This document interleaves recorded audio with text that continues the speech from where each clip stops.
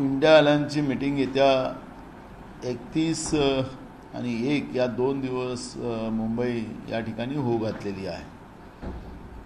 जवळपास भारतीय जनता पार्टीच्या केंद्रातल्या सरकारच्या विरोधात असलेल्या सगळ्या राज्य पातळीचे जे दल राजकीय दल आहेत त्यांची एक मूठ या निमित्तानं बांधली गेलेली आहे.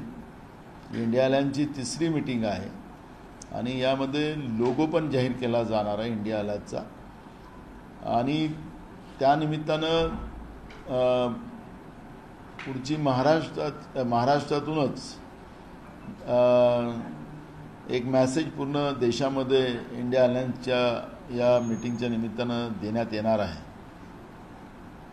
महात्मा गांधींनी इंग्रजांना चले जाओ चाही संदेश मुंबईतूनच दिलेला होता. देशामध्ये नरेंद्र मोदीचं जे हुकुमशाह सरकार आहे या सरकारला सुद्धा चले जाओचा नारा या ठिकाणातून दिला जाईल अशा पद्धतीची एक स्थिती आणि तिथून एक मोठा संदेश देशभरात देण्यासाठी पूर्ण तयारी महाविकास आघाडीच्या वतीने या ठिकाणी केलेली आहे. आणि या मीटिंगचं एक आगळंवेगळं महत्त्व आपल्याला पाहायला मिळणार आहे.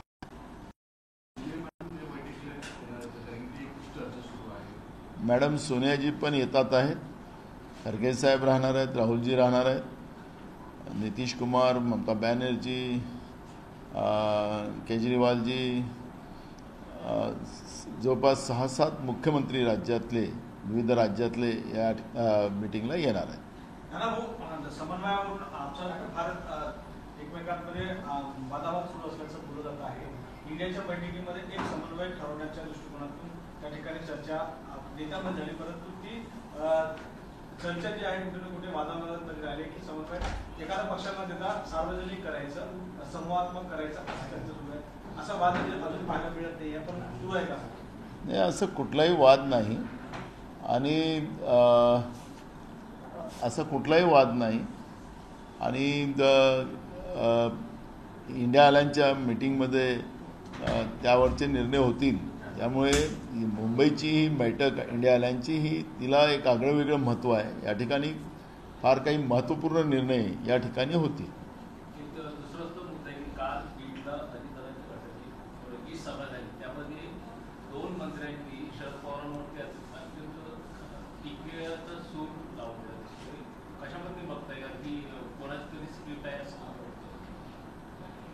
बघा, हे महाराष्ट्राच्या संस्कृतीला न शोभणारं कालकृत्य बीडमध्ये अजितदादाच्या जाहीर सभेमध्ये 2 मंत्र्यांच्या माध्यमातून झालेलं आहे. खरं तर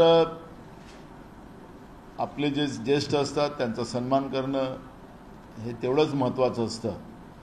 ज्यांनी यांना राजकारण शिकवलं, राजकारणामध्ये पदं दिली, त्याच व्यक्तीच्या बद्दलचं या पद्धतीचे मिमिक्रीज करणं आणि त्यांची चेष्टा करणं हे महाराष्ट्राचं खऱ्या अर्थानं कालचा दिवस हा त्या पद्धतीनं वाईटच दिवस गेलेला आहे. आणि त्याच्यामुळे लोकांनीसुद्धा त्यामध्ये त्यांची भाषणं ऐकली, त्याचा गदारोळ केला आणि त्यांची भाषणं बंद पाडण्याचं कामसुद्धा लोकांनी केलेलं आहे. कारण राज्याच्या जनतेलासुद्धा ते आवडलेलं नाही.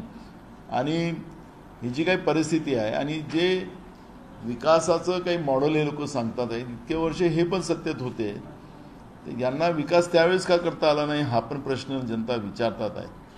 दुसरं, सरकार लोकांच्या दारी काय अशी काही योजना घेऊन हे जे फिरतात आहे त्याच्यामध्ये आपण पाहतो आहे की जनतेच्या पैशाची उधळपट्टी मोठ्या प्रमाणात केली जाते. लोकांच्या गैरसोयी त्या ठिकाणी मोठ्या प्रमाणात केल्या जातात, हे पण आपण पाहिलं.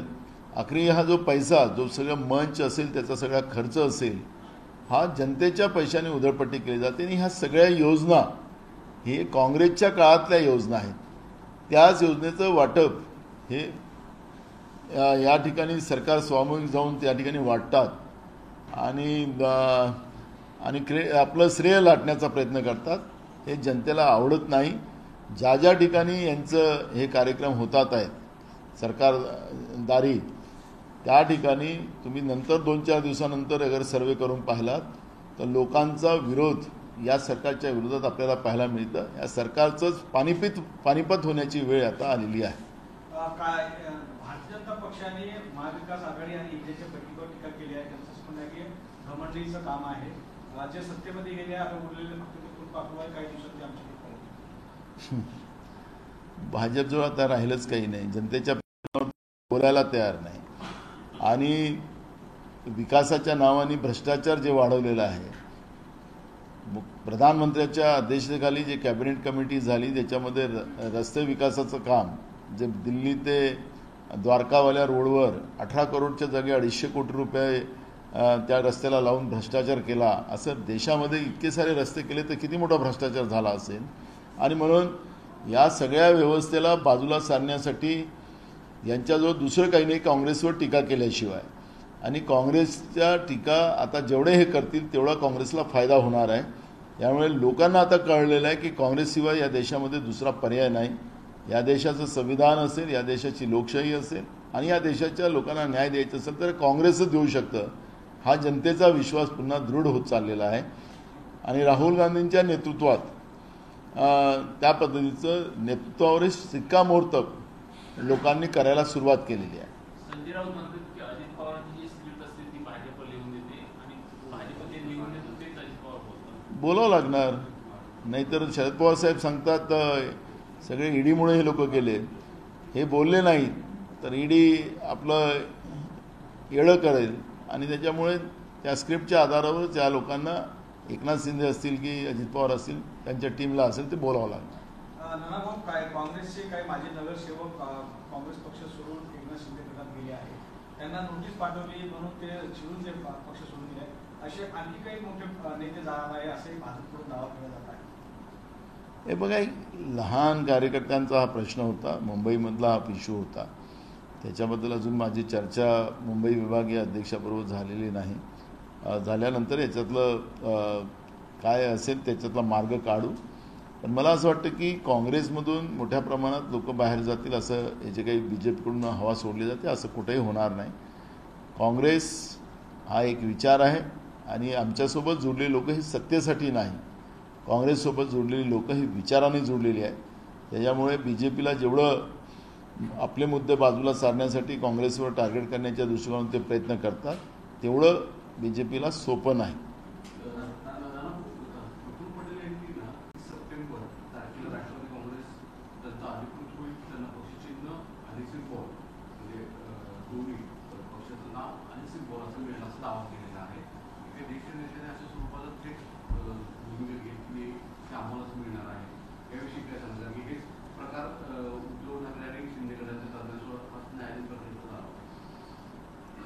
हा अतिताईपणा नाही, हा केंद्रातल्या हुकुमशाही सरकारचा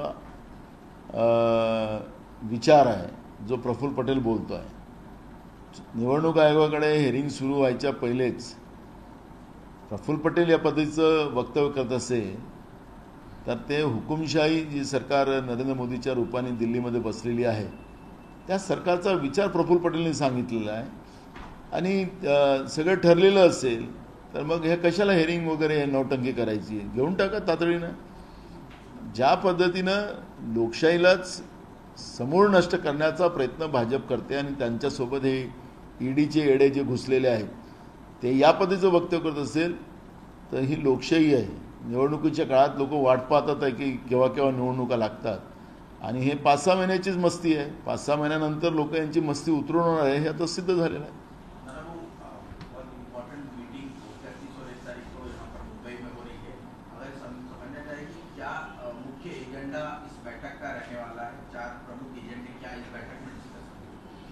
देखो, ये इंडिया अलायंस का मीटिंग है. इसमें जितने भी बीजेपी के विरोध के जितने दल हैं देश में सभी का एक अलायंस बना हुआ है. उसका नाम इंडिया अलायंस दिया है.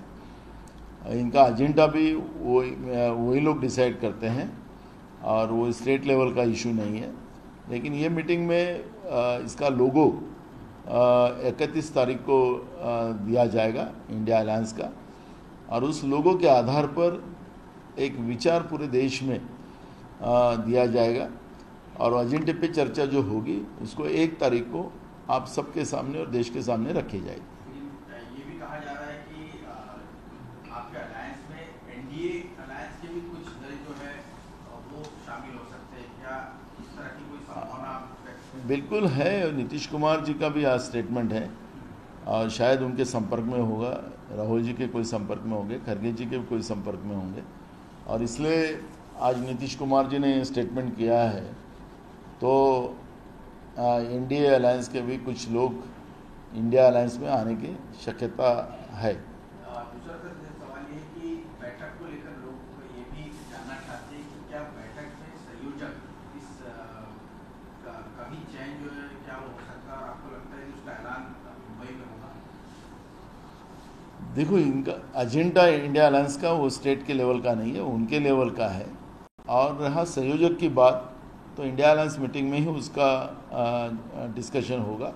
और मैंने जब भी कहा कि 1 तारीख को जब प्रेस होंगी, प्रेस वार्तालाप होंगी, उसमें देश की जनता के सामने ये सब विषय रखे जाए। राहुल गांधी को भी संयोजक बनाना चाहिए, क्या आपको लगता है वो एक कंटेंडर है?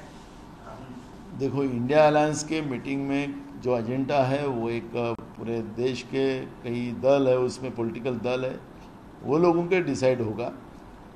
हम कांग्रेस वालों को तो लगता है कि राहुल गांधी प्रधानमंत्री के उम्मीदवार हो, लेकिन इंडिया अलायंस के क्या डिसीजन होता है वो अलायंस के मीटिंग में ही होगा। कन्वीनर उन्हें बना देना चाहिए, ऐसा लगता है यंग है, लोग चाह भी रहे हैं। राहुल गांधी ने जिस तरह से यात्रा निकाली, उसके बाद लगता है आपको कि राहुल गांधी को जिम्मेदारी सौंपी तो ज़्यादा फायदा इंडिया अलायंस को होगा? देख, मैंने कहा कि जरूर बताइए कि आपके मन में मैं इंडिया अलायंस मीटिंग में मैं मेंबर्स नहीं हूँ, इसलिए उस मीटिंग का एजेंडा के बारे में मैंने चर्चा करना ये बराबर बात नहीं हो सकती। इंडिया अलायंस के मीटिंग में ही ये डिस्कशन होगा। मैं कार्यकर्ता करके मेरी मन की भावना मैंने रखा कि राहुल गांधी जी को प्रधानमंत्री का उम्मीदवार उन्हें करना चाहिए, ऐसे हमारी भावना है। दूसरा सा सवाल है, सोनिया जी की भी कयास लगाया जा रहा था कि शायद सोनिया जी आज मुंबई की बैठक में शिरकत करेंगी, आपकी क्या जानकारी, क्या वो आ रही है? मैडम सोनिया जी इस इंडिया अलायंस के मीटिंग में वो आ रही है और राहुल जी और मल्लिकार्जुन खड़गे जी भी इस मीटिंग में रहेंगे और मीटिंग पूरे एक बड़ा मैसेज या महाराष्ट्र से पूरे देश में देके जाएगी। आज नीतीश कुमार ने कहा है कि उन्हें कन्वेयर संयोजक नहीं बनना है, उनको कोई शौक भी नहीं है। उद्धव ठाकरे जी बोल सकते हैं कि वो ऊंचे पद पर संयोजक नहीं बनना चाहते हैं, किसी नए को मौका देना चाहिए, इस पर आपका क्या कहना है? देखो, मैंने शुरुआत में कहा कि इंडिया अलायंस मीटिंग का जो एजेंडा होता है उसमें ना मैं मेंबर हूँ ना मैं उसमें डिस्कशन में हूँ, इसलिए मैं उसके ऊपर चर्चा करना ये गलत बात होगी। इसमें सर उत्तर जी ने ये भी कहा है कि जो पार्टी के जो बड़े नेता हैं, जो वरिष्ठ नेता, उनको कन्वेयर संयोजक नहीं बनाना चाहिए क्योंकि उनकी पार्टी अफेक्ट कर सकती है, इसलिए किसी और को बना देना चाहिए। वो डिस्कशन इंडिया अलायंस का है, वो हमारा नहीं है, इसलिए मैं उस पर कोई बात नहीं करूँगा। लेकिन जेडीयू के नेता कहते हैं कि जो इंडिया है उसको जो नाम और जो आइडिया है वो नीतीश कुमार का, तो नीतीश कुमार प्रधानमंत्री के बड़े दावेदार है, उनको बता दें। बिल्कुल होना चाहिए, क्यों नहीं होना चाहिए, लेकिन उनके पार्टी के लोगों का वो अगर बात है तो ठीक है। मैंने कहा कि राहुल जी देश का प्रधानमंत्री बने, ये हमारी भावना है, तो इशू वो नहीं है। लेकिन हमारे पास कल तक जो बीजेपी हमेशा ये कहती थी कि इनके पास कौन कैंडिडेट है यार प्रधानमंत्री का, आज हमारे पास कैंडिडेट के लिए कमी नहीं है। अभी बीजेपी के पास कैंडिडेट की कमी है। और मैंने उस दिन भी कहा कि जब चंद्रयान 3 जब चंद्रयान में पहुंचा और पूरे देश में लोग बड़ी उत्सुकता थी, पूरे देश में लोग चैनल पर देख रहे थे और जब देख रहे थे और जैसे चंद्रयान चंद्रमा में पहुंचे तो प्रधानमंत्री नरेंद्र मोदी का भाषण चालू हुआ, तो जो 75% लोग चैनल देख रहे थे, तो जैसे मोदी जी का भाषण हुआ वो 10% पे आ गया। तो इसका मतलब है कि अब नरेंद्र मोदी जी का चेहरा इस देश की जनता को नहीं चाहिए, ये उसका सबसे बड़ा अंदाज है। और इसलिए अब बीजेपी के पास कौन कैंडिडेट है, कांग्रेस ये इंडिया अलायंस के पास कैंडिडेट की कमी नहीं है, लेकिन उनके पास कौन कैंडिडेट है, अब उनकी स्थिति वैसी बनी है। सर एक और सवाल, सर जिस तरह से शरद पवार जी ने उनके बयान बार बार बदलते रहते हैं, कंफ्यूज होते हैं, आप लोग भी करते हैं वहाँ पे घरगाड़ी में, वो इंडिया के वरिष्ठ नेता हैं इंडिया अलायंस के, वो भी उन्होंने बोला कि मैं कुछ बनना चाहता हूँ। तो शरद पवार जी की भूमिका इंडिया में क्या रहेगी जिस तरह से अभी प्रेजेंट सिनेरियो में अजित पवार को जो बयान करेंगे? देखो, वो वरिष्ठ नेता हैं। पवार साहब के बारे में हमारे में कोई संशय नहीं है। पवार साहब इस सब मामले से बाहर आएंगे ऐसा हमारा विश्वास है। लेकिन जिस तरह से बयानबाजी की बात की है तो बिल्कुल उनके दल के बारे में संभ्रम जनता में पैदा हो रहा है। उसके बारे में मैं और उद्धव जी, हमने दोनों ने भी उनसे इस विषय पे बात की है और मुझे लगता है कि वो जल्दी इस सब व्यवस्था को दुरुस्त करेंगे और वो इंडिया अलायंस के साथ ही रहेंगे। जे कन्फ्युजन लोकांमध्ये आहे ते कन्फ्युजन काँग्रेस पक्षाचं आहे का? कारण काँग्रेस पक्षाच्याही नेत्यांमध्ये अनेक ठिकाणी कन्फ्युजन आहे. शरद पवार काय नाही, काँग्रेस पक्षाला आणि उद्धव ठाकरे साहेब पक्षाला कुठलाही कन्फ्युजन पवार साहेबांच्या बद्दल नाही। त्यामुळे आम्ही प्रत्येक जण आपल्या आपल्या पद्धतीनं आम्ही आमचं काम चालू केलेलं आहे। येत्या 3 सप्टेंबरपासून आमची पदयात्रा सुरू होते आहे। उद्धवजींची कालच हिंगोलीमध्ये मोठी जाहीर सभा झाली। त्याच्यामुळे काँग्रेस आणि उद्धव ठाकरे साहेबांचा गट याच्यामध्ये कुठलाही गैरसमज नाही। पवार साहेब आमच्याबरोबर राहतील हा आमचा विश्वास आहे। काँग्रेसचे नेते आणि कार्यकर्ते म्हणतात की काँग्रेस पक्षाला शरद पवारांनी हिप्नोटाइज केला, त्याच्यामुळे काँग्रेस पक्ष विरोधात भूमिका घेतली। नाही, आम्हाला कोणाबद्दल विरोधात भूमिका घ्यायची, आमचं टार्गेट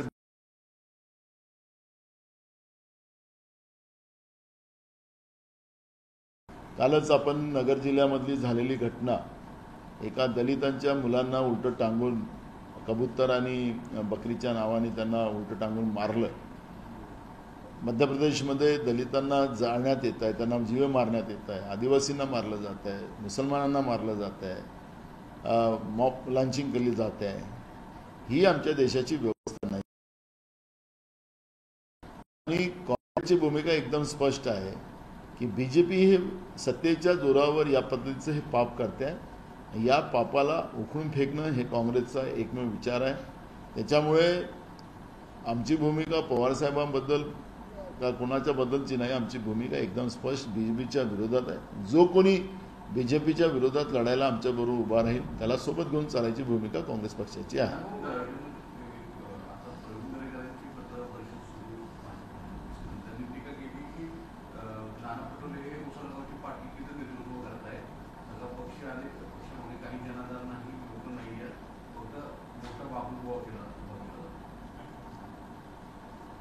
भाजपला काय, त्यांना काही पण बोलायचे अधिकार आहेत, कारण की ते सत्तेतला पक्ष आहे आणि हुकुमशाह व्यवस्थेतला पक्ष आहे। त्यांचे लोक कोणालाही काही बोलू शकतात, कारण की मोदी आहे तो मुमकिन आहे। आम्ही ओसरगावचे आहो की आम्ही महाराष्ट्राचे आहो हे येणारी महाराष्ट्राची जनता ठरवणार आहे। त्याच्यामुळे यांच्या सर्टिफिकेटची गरज आम्हाला नाही आणि त्यांची काय अवस्था आहे त्याला मला जास्त माहिती आहे। त्याच्यामुळे मी कोणाचे व्यक्तिगत याच्यामध्ये जात नाही, तो माझा स्वभाव पण नाही। त्यामुळे या सगळ्या परिस्थितीला महाराष्ट्राची जनता ही डिसाईड करणार आहे, हे तुम्ही नाही आहे। बॅनर पोस्टर लावले म्हणजे माणसं मोठी नाही होत। आता ते पैसे कुठले आणले ते पण वेळेवर आपण सांगू, पण मूळ प्रश्न आहे की या सगळ्या गोष्टीची टिंगलबाजी करण्यापेक्षा तुम्ही सांगितलं होतं महागाई कमी करतो, तुम्ही सांगितलं 2 कोटी युवकांना नोकऱ्या देतो, तुम्ही सांगितलं काळा धन आणून 15 लाख गरिबांच्या खात्यात टाकू, गरिबी कमी करू। काय कमी केलं ते तर सांगा, त्याच्यावरच्या लोकांना उत्तर तर द्या। शेतकऱ्यांची हालत खराब करून ठेवलेली आहे। कांद्यावाले शेतकरी रस्त्यावर येऊन पण बसलेले आहेत, एकदा नाही वर्षभर बसलेले आहेत। शेतकरी कुठला सुखी आहे ते तर त्याच्यावर तर त्यांनी बोला। तुम्हाला आमच्यावर टीका करायचा अधिकार आहे, तुम्ही आमचे विरोधक आहेत, पण तुम्ही सत्तेत आहात, सत्तेमध्ये तुम्ही काय करताय ते तर लोकांना सांगा। तुम्ही सांगता आम्ही विकासाचं काम करतो, कुठला विकास करताय? साधा विकासाची परिभाषा काय असते हे तुम्हाला माहित नाही, पण जनतेच्या घामाचे पैसे लुटायचे कसे हे तुम्हाला जास्त माहिती आहे। त्याच्यावर पहिले बोला ना। मणिपूरच्या घटनेमध्ये तुम्ही 2 आदिवासी समूहामध्ये भांडणं लावून मणिपूरला आजही पेटत ठेवलेलं आहे। का नाही देशाचे प्रधानमंत्री बोलत, का नाही त्याच्यावर तुम्ही बोलत? या सगळ्या टिंगलबाजी बाजूला सारा आणि वस्तुस्थितीवर या असा आमचा भाजपला सल्ला आहे। ते एकट्या माणसाला नाही, संपूर्ण भाजपला सल्ला आहे। आणि ज्या पद्धतीनं मोदीची हवा गरम होत चाललेली आहे, ज्या पद्धतीनं परवाच्या चंद्रयानची घटना नसेल तर तुमच्या चॅनलवाल्यांनी त्यांना रिपोर्ट पाठवा भाजपवाल्यांना की किती लोक टी व्ही पाहत होते चंद्रयानच्या वेळेस आणि मोदींचं भाषण सुरू झालं तर किती लोकांनी टी व्ही बंद केली, हे एकदा त्यांना पाठवा, म्हणजे ते जमिनीवर तरी येतील. चंद्रयान आता स्थिर झालेलं आहे, पण तुम्ही हे स्थिर नाही आहेत ना, यांचा प्रश्न तो आहे. यांना हे अस्थिरच आहेत अजूनपर्यंत. आणि आता हे जेवढे मंत्रिपदासाठी लागलेले आहेत लाईनमध्ये भाजपवाले, हे दऱ्याच उचलायचं आहे त्यांना आता काय झालं, आता अजित पवारने घेतला पेस पूर्ण करून. हे किती काही केलं तरी तुम्हाला कोणी विचारणार नाही. अजित पवार के लिए क्या एमबीए के दरवाजे बंद है? आपको लगता है कि कोई चांस उनको वापस आने का? पवार साहब ने बोला है, उनके पार्टी का मामला है, पवार साहब ने उनके बारे में जो वक्तव्य करना वो कर दिया है. अजित पवार हमारा कोई समन्वय में नहीं है, पवार साहब हमारे समन्वय में हैं. पवार साहब जो बोलेंगे पवार साहब के साथ है, हमें कोई लेना नहीं, पवार साहब का मामला. सर एक आखिरी सवाल, आपके मुंबई गोवा जो हाईवे है पिछले 17 सालों से पूरा नहीं हो पाया है. तब राज ठाकरे ने वहाँ आंदोलन भी किया, क्या वजह? नितिन गडकरी तो केदारनाथ में भी रास्ता बना रहे, लेकिन ये रास्ता नहीं बन पा रहा. यहाँ पर एक वस्तुस्थिति है कि जो मैं कई बार जाके आया, वहाँ पर रायगढ़ में जाके आया, रत्नागिरी जाके आया, ये रास्ते का प्रॉब्लम है कि जो सत्ता में बैठे हुए लोग ही वहाँ के ठेकेदारी के भागीदार हैं, कमीशन के भागीदार. कहीं कॉन्ट्रैक्टर आए, कहीं वहाँ से काम छोड़ के चले गए. ये वस्तुस्थिति है. वो रास्ते की कीमत जो पहले बनी थी उसके अब 10 गुना ज़्यादा बढ़ा दी, लेकिन रास्ता पूरा नहीं हो रहा है. वो सब कमीशन के चक्कर में और कॉन्ट्रैक्टर ठेकेदारी के वजह से कई लोगों की जानें उस रास्ते पे गई है. उसकी पूरी जवाबदारी बीजेपी पे जाती है. बीजेपी ने जो भ्रष्टाचार की जो जड़ें जमीन में गड़ाई है, उसी के परिणाम है कि मुंबई गोवा जो रास्ता है अपना, ये रायगढ़ रत्नागिरी, ये रास्ता पूरा न होने का कारण ही इसके पूरे पाप की भागीदारी सिर्फ बीजेपी की है. बीजेपी के लोग केंद्र में और राज्य में बैठे हुए सत्ता में लोग, इनकी भागीदारी है, और इसलिए कोंकण के लोगों को ये तकलीफ. और मैं ये कहना चाहूँगा कि इसकी एक बड़ी इंक्वायरी हो और सिटिंग जज माननीय हाईकोर्ट के, उनके माध्यम से इसकी इंक्वायरी हो तो दूध का दूध और पानी का पानी होगा. बिल्कुल, इसलिए तो हमने मांग की है. सिटिंग जज माननीय हाईकोर्ट के, उनके नेतृत्व में एक कमेटी बनाया जाए तो पूरा दूध का दूध पानी का पानी हो निकलेगा. क्योंकि रास्ता लेट होना, कितने कॉन्ट्रैक्टर ने आज तक कॉन्ट्रैक्ट छोड़ के भागे, उसके रीज़न क्या है, सबके बयान लेना चाहिए और सब वस्तुस्थिति सामने आएंगी. और वो कोंकण के भी लोग उसको जानते हैं, कौन कौन की भागीदारी उसमें है और क्यों रास्ता नहीं हो रहा है, ये कोंकण के भी लोग जानते हैं. दलित युवकों को उल्टा लटका के मारा गया. देखो, ये इंसानियत को कलंक लगाने वाली घटना कल नगर डिस्ट्रिक्ट में हुई. जिस तरह दलित बच्चों को उल्टा टांग कर मारने का काम हुआ है, जहाँ जहाँ बीजेपी शासित राज्य, वहाँ आदिवासी हो, मुस्लिम हो, दलित हो, पिछड़े जाति के लोग हो, उनके ऊपर अत्याचार करने का काम शुरू हो चुका है. हमारे नेता राहुल गांधी जी नरेंद्र मोदी जी के बारे में यही कहते हैं कि ये जो तानाशाह प्रवृत्ति की राजनीति जो नरेंद्र मोदी जी ने देश में लाई, नफरत की राजनीति जो देश में लाई, और वो नफरत की राजनीति और तानाशाह राजनीति के वजह से आज देश में इंसानियत मरते जा रही है, उसको मारा जा रहा है, भारत माँ की हत्या की जा रही है. वो मणिपुर का भी वो सबसे बड़ा उदाहरण है, क्योंकि 2 आदिवासी समूह को आपस में लड़ाया गया. तो ये जो घटना है ये पूरे देश में चल रही है. कल नगर की घटना तो ये बार बार हो रही है, कभी मुस्लिम पे हो रही है, कभी दलित पे हो रही है, कभी आदिवासी पे हो रही है, कभी पिछड़े जाति वाले पे हो रही है. तो ये घटना बीजेपी जानबूझकर अपने इशू को डाइवर्ट करने के लिए कर रही है, और इसकी पूरी इंक्वायरी हो और जो लोगों ने इस तरह का पाप किया है उनके ऊपर कार्रवाई हो. लेकिन इसकी जवाबदारी सरकार पे जाती है, और होम मिनिस्ट्री फडणवीस जी की तरफ अपने होम मिनिस्ट्री की तरफ ध्यान नहीं है. राज्य में कानून व्यवस्था पूरी खस्ता हो चुकी है, कानून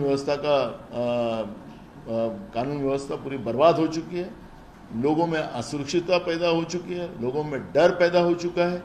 और ऐसी स्थिति में राज्य के गृह मंत्री कभी जापान कभी दिल्ली घूमते रहते हैं, उनको कोई कंट्रोल अब बचा नहीं। दोन प्रश्न आहेत, एक तर मुंबई महापालिकेमध्ये शिवसेना आणि भाजपच्या नगरसेवक माजी नगरसेवक त्यांच्या वॉर्डात 600 कोटी रुपये दिले जाणार आहेत आणि बाकी जे विरोधी पक्षाचे नगरसेवक आहेत त्यांच्या वॉर्डात पैसे दिले जाणार नाही, कशाबद्दल? स्वतःचा गड्डा, स्वतःच सत्तेमध्ये बसलेली ही येड्याची सरकार, पहिले ईडीची आता येड्याची, हे सरकार खोदते आहे असं आपल्याला म्हटलं तर वावगं ठरणार नाही। कारण की मुंबई शहरामध्ये किंवा महाराष्ट्रामध्ये राहणारी जनता, या जनतेला आपली जनता, राज्याच्या सरकारची जनता न समजणारी येड्याची सरकार महाराष्ट्रामध्ये बसलेली आहे। म्हणून विरोधकांच्या मतदारसंघामध्ये पैसे द्यायचे नाही आणि विरोधकांच्या मतदारसंघामध्ये विकास होऊ द्यायचा नाही, हे जे पाप बुद्धी महाराष्ट्राच्या येड्यांच्या सरकारमध्ये आलेली आहे, ही बुद्धी त्यांना लकला बसू आणि त्याचे परिणाम यांना भोगावं लागणार आहे। कारण की ज्यांनी पैसे आता ज्या ठिकाणी दिलेले आहेत त्याही पैशामध्ये भ्रष्टाचार मोठ्या प्रमाणात होणार आहे। आज आपण पाहतोय की मुंबईमध्ये गड्डे भरले, राज्याचे मुख्यमंत्री जाहीर सांगत होते की आम्ही पूर्ण गड्डे दिसू देणार नाही, तर त्यांच्या ठाण्यातच हालत खराब आहे, मुंबई शहरातली तीच हालत खराब आहे। तर मग गड्डे भरले, ते पैसे गड्डे गेले कुठं? मग ते पैसे खर्च झाले त्या ठिकाणी, ते पैसे कुठे गेले? तर भ्रष्टाचारासाठी या पद्धतीच्या व्यवस्था निर्माण करण्याचं पाप ही लोक करतात आहे। जिथं पैसा दिला तोही पैसा उपयोगी ठरणार नाही, अशी परिस्थिती मुंबई आणि महाराष्ट्रामध्ये आपल्याला पाहायला मिळणार आहे। पालकमंत्री जो वाद आहे, पुण्यामध्ये पालकमंत्री चंद्रकांत पाटील आहेत, तर बैठक मात्र उपमुख्यमंत्री अजित पवार घेत आहेत। अजित पवार हवी झाले का? मी तुम्हाला सांगितलं की या दोन्ही उपमुख्यमंत्र्यांचा डोळा राज्याच्या मुख्यमंत्र्याच्या खुर्चीवर लागलेला आहे। एक, अजून 17 मंत्री रिक्त आहेत। महाराष्ट्रामध्ये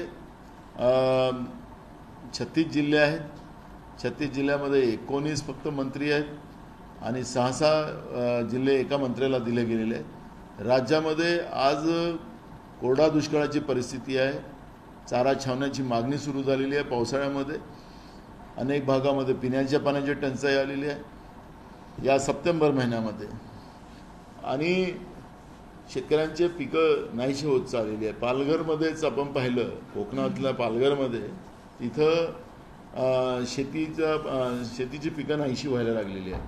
त्यामुळे आत्ता जी काही परिस्थिती राज्यात निर्माण झालेली आहे आणि समजा पालकमंत्री नसेल तर प्रशासन कसं वागतं याचंही उदाहरण आपण पाहतोय। मोठ्या प्रमाणात अँटी करप्शनच्या धाडी पडतात आहेत, अधिकारी त्याच्यामध्ये पकडले जातात आहेत, जनतेला कसं लुटलं चाललेलं आहे आणि शेतकऱ्यांच्या आत्महत्या मोठ्या प्रमाणात महाराष्ट्रामध्ये होतात आहेत। त्यामुळे यांनी कुठल्या पालकमंत्री कुठल्या जिल्ह्यात कोणाला व्हायचं आहे, पण मंत्रिमंडळाचा विस्तार का करत नाही हाही प्रश्न या निमित्तानं निर्माण होतो आहे।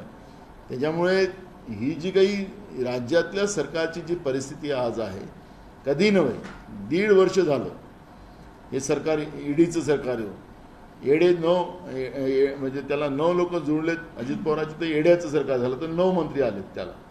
आता 9 झाल्यानंतर अजून 17 मंत्री बाकी आहेत आणि अशा या परिस्थितीमध्ये राज्याचा कारभार हे लोक कसं चालवत असतील, महाराष्ट्र कुठं नेऊन ठेवलेला आहे, अशी परिस्थिती या राज्यात निर्माण झालेली आहे। त्याच्यामुळे विरोधकांवर जास्त बोलण्यापेक्षा जनतेने तुम्हाला सत्ता दिलेली आहे, त्या सत्तेचा जनतेसाठी उपयोग करा असा सल्ला आमचा या सत्तेमध्ये बसलेल्या लोकांचा आहे। निवडणुका जवळ येत आहेत, दहीहंडी उत्सव आहे, लाखोच्या दहीहंडी बांधल्या जात आहेत, राजकीय रंग दहीहंडी उत्सव पाहायला मिळेल पक्षांकडनं, भाजपकडनं सुद्धा, शिवसेनेकडनं सुद्धा पैसे खूप झालेले आहेत, यावेळेस खरं तर ईडीने लक्ष करावं या सगळ्या व्यवस्थेवर। तरी हे पैसे आणि हा उत्सव जो साजरा केला जातो, एवढे बक्षीस दिले जाते, पैसे आणले कुठून? आखरी महाराष्ट्रामध्ये कधी नव्हे एवढा भ्रष्टाचार या ईडीच्या सरकारमध्ये आणि आता येड्याच्या सरकारमध्ये आपल्याला पाहायला मिळते आहे आणि पैशाच्या भरोशावर राजकारण करण्याची एक नवीन पद्धत नरेंद्र मोदीच्या नेतृत्वात जिथं जिथं भाजपचं सरकार आहे आणि भाजप प्रणित सरकार आहे त्या ठिकाणी सुरू झालेली आहे आणि म्हणून यावेळच्या दहीहंडीच्या कार्यक्रमामध्ये आपल्याला या सगळ्या गोष्टीचं चित्र पाहायला मिळणार आहे. भ्रष्टाचाराच्या पैशाची उधळपट्टी त्या ठिकाणी होताना आपण यावेळेस पाहणार.